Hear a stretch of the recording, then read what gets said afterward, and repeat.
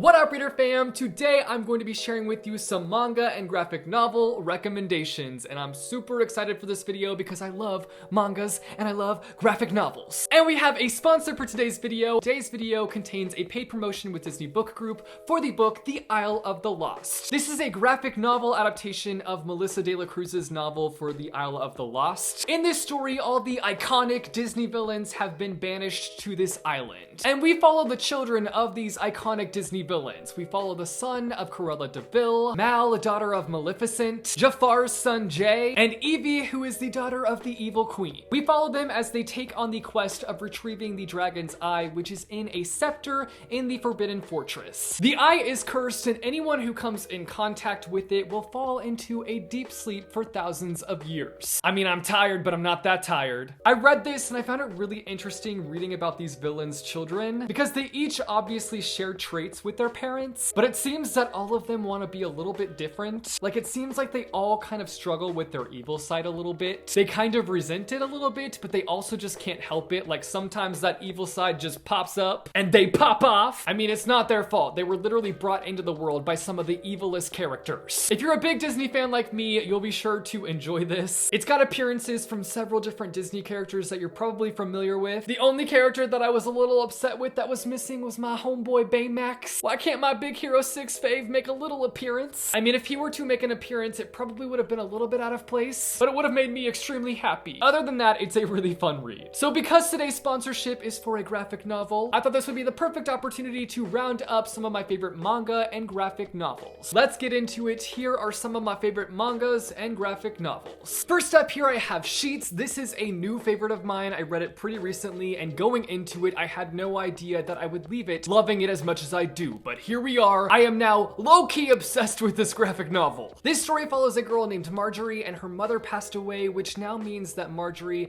has the responsibility of taking care of the laundromat that her family owns. She doesn't really have a choice on the matter because after her mother's passing, their father kind of fell into a depression, and her brother is way too young to take care of the laundromat, so she's the only one that's able to do it. On top of that, she's only in middle school, so she's still dealing with that academic life, and then also just dealing with these cruel kids at her school that are hecka mean to her. And Marjorie hardly has any time to herself. When she's not taking care of her family, she's taking care of a grumpy customer. When she's not taking care of a grumpy customer, she's taking care of her schoolwork. The girl just can't catch a break. On the flip side of that, we follow this ghost named Wendell, who one day arrives at the laundromat and begins to cause some trouble. While at first Wendell is nothing but a pain in the rear end for Marjorie, he might end up becoming the help she needs to keep the laundromat alive. First off, I need to comment on the artwork because I loved it so much. I love the color palette that was chosen for this graphic novel. It's kind of got this pastel color palette that I dig. Not only did the creator of this graphic novel manage to create incredible artwork throughout this story, but she also just created an incredible story. We have amazing artwork present, but we have equally incredible characters and a heart-wrecking story. I'd sure as heck like to dip my toes into the talent pool that you're swimming in, Brenda Thumler. If my eyes could drool all over artwork, they drool all over this. I mean, I guess crying is considered eye drool. Something that really caught me off with this graphic novel was the fact that it made me so emotional. I was expecting just this nice,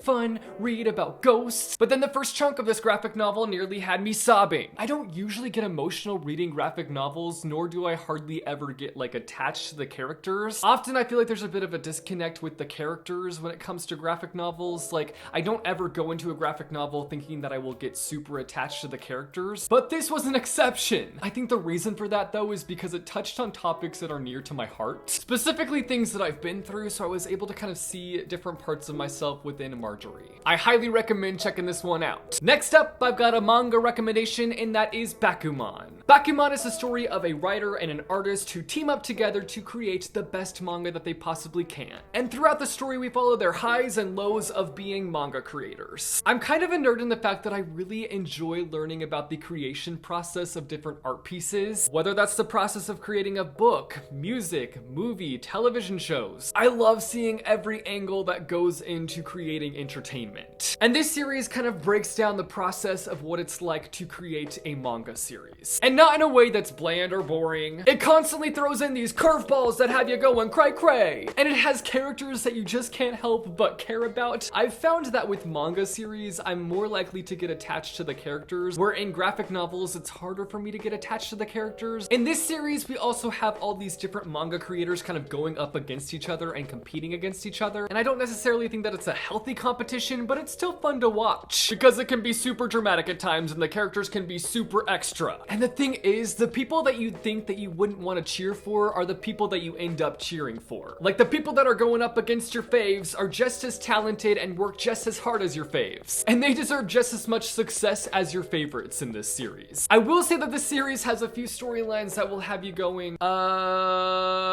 what? But for the most part, it's incredibly entertaining and I love it so much. This is also a nice series to read because it's a complete series, so you see the end goal. Whereas with other manga series, you don't ever know when it's gonna end. It could never end. It could go on forever and ever. And that can be a pretty big commitment. This series has 20 volumes, which I really need to get back into the series. I'm currently on volume 14. I need to get back into it and just finish it up. If this sounds interesting to you, I definitely recommend checking it out. Next up here, I have a middle grade graphic novel called The Witch Boy. This takes place in a world where women are witches and men are shapeshifters. Shapeshifter! We follow this boy named Aster who doesn't really want to be a shapeshifter. He wants to be a witch. And he often will peek in on witch lessons and try to pick up on what the witches are learning. The thing is, this is forbidden in his world. Aster is not allowed to partake in witch studies. It's a big ol' no-no. It's very clear that men are only supposed to be shapeshifters and women are only supposed to be witches. None of this mix-matching business. But that does not stop Aster. He's gonna do what he wants. As the boys in the area begin to learn how to shift, this dangerous force comes in and begins taking the boys. Aster becomes fully invested in what's going on and he decided that he's going to get to the bottom of it all. But the thing is, he realizes that he's going to have to practice being a witch in order to figure it all out. Which, let me just remind you, is forbidden in this world. I really enjoyed this story because it kind of breaks down the idea of gender roles and just how absurd they can be. Like, people should be able to enjoy whatever they want despite their gender. And it tackles this theme in a very different and magical way. I loved seeing the development with Aster's character. He goes through some cha-cha-cha changes throughout this book and I really liked seeing that. We see him stick to his gut and believe in himself despite all these people who turn their backs on him and doubt him. While this is a rather predictable story, it's still really enjoyable. And I just found out recently that we're getting a sequel to the story, which I was really hoping that we would get to one because when I first read this story, I felt like there was so much more left to explore. So I'm looking forward to picking up volume 2 and finding out what comes next. If this sounds interesting to you, then definitely check it out. Next up I have here Super Mutant Magic Academy.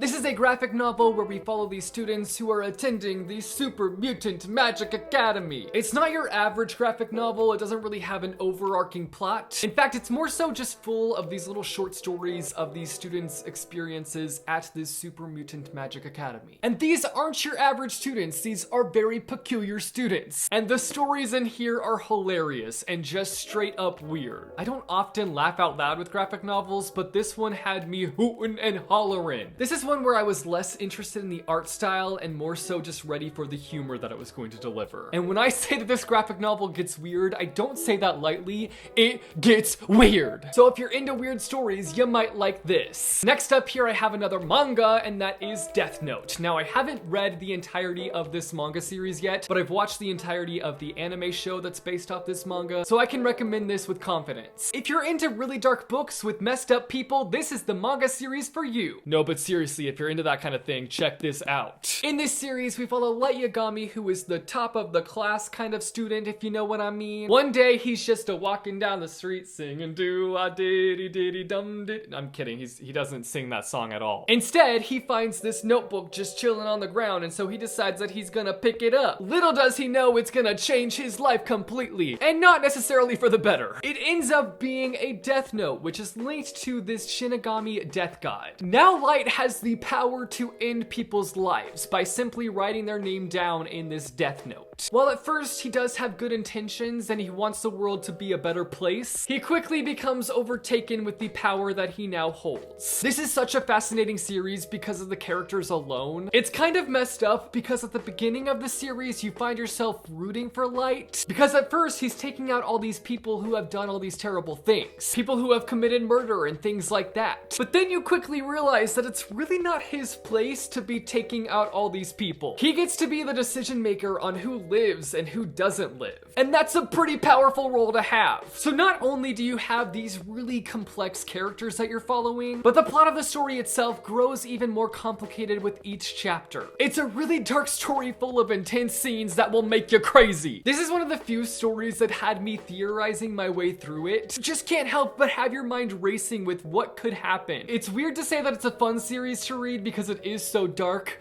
but I'm gonna go ahead and say it. It is a fun series to read. If it sounds like something you might like, then definitely check it out. Next up, I have here Scott Pilgrim. Now, I'm kind of hesitant in recommending this because I haven't made my way through the whole series. I've only read this here first volume, but I loved this first volume enough to recommend it, so I'm gonna recommend it. Even though I feel like a poser right now recommending this. So in this story, we follow a character named Scott Pilgrim. Surprise, surprise. Scott ends up in this relationship with this girl, and he has to deal with battling all her exes. The thing that I love about this graphic novel series so far is the humor in it, because the humor is just perfection. I love the dynamics between the characters and just how awkward Scott Pilgrim is. Like, his awkwardness reminds me of my own awkwardness. Something else that I really love about this is the fact that the characters recognize the fact that they're in a graphic novel. Like, they're very aware of the fact that they are in a story. Scott will be like, oh, we'll cover this topic in volume 2. Or he'll be like, oh, we'll touch on that storyline more in volume 3. For some reason, I just love that awareness from the characters. I can see this series being a big mood booster for me, like feeling down, pick up a volume of Scott Pilgrim, it'll lift you right up. I can't wait to get deeper into this series, and like I said, I haven't read the full series, so I can't recommend the full series, but I really enjoyed this first volume, so if it sounds interesting to you, then check it out. Next up here, I have another manga series, and that is My Hero Academia,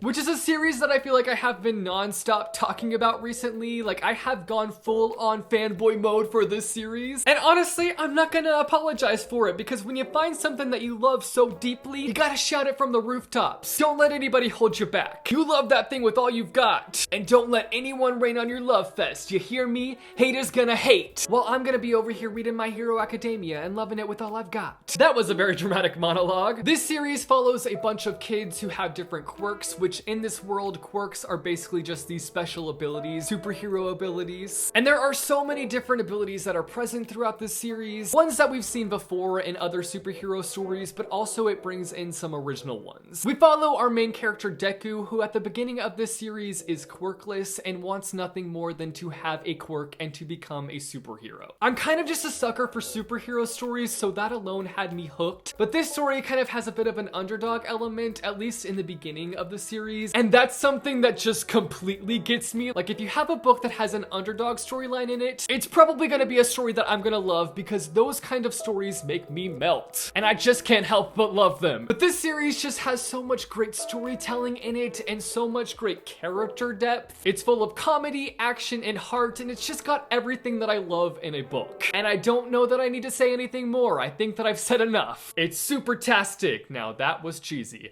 Moving on. Next up, I have the graphic novel Graveyard Shakes. This story follows two sisters who transfer to a boarding school and they struggle fitting in. But they end up finding a place at the school that suits them best. This being a graveyard. I know, a bit on the morbid side, but if you find a place that suits you, you gotta just go with it, I guess. On the flip side, we follow a ghost who is kind of confused as to why he took on the form of a ghost, because usually when you take on the form of a ghost, it means you have unfinished business. And he feels he had everything taken care of before he died. As the story progresses, these two storylines come together and connect. I think the reason that I love this graphic novel so much is because it has so many messages in it that I just love. One being that it can just be very hard to find your people at school, but you will eventually find those people in your life who are just like you and who share the same interests as you. While it's nice to know that you will eventually find those people who are your people, it can be hard not having them right away, especially when you're in school, but you just have to hold on to the hope that you will find those people someday. It also has the message of accepting the things that we can't control and also accepting people for who they are. It's an A+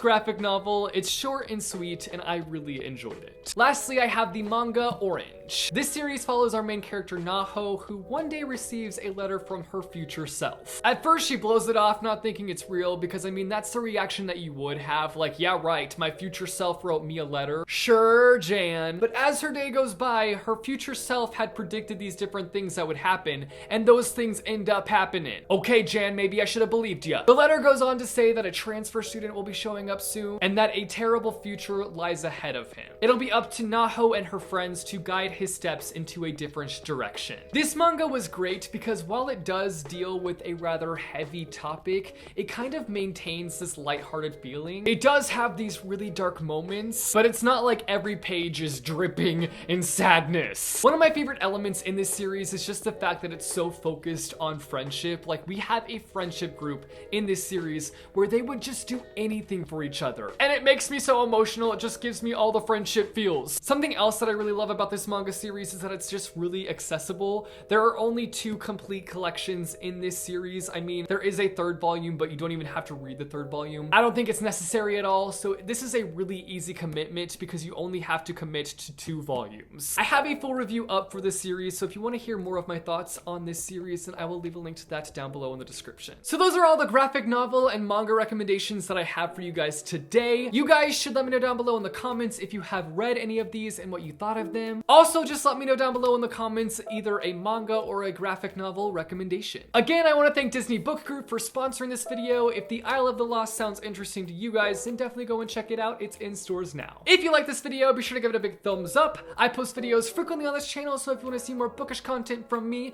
be sure to go and hit subscribe or go and click the little bell icon and you'll be notified every time I post new videos. As always, thanks for watching guys, and I will see you soon with a new video. Bye, chew.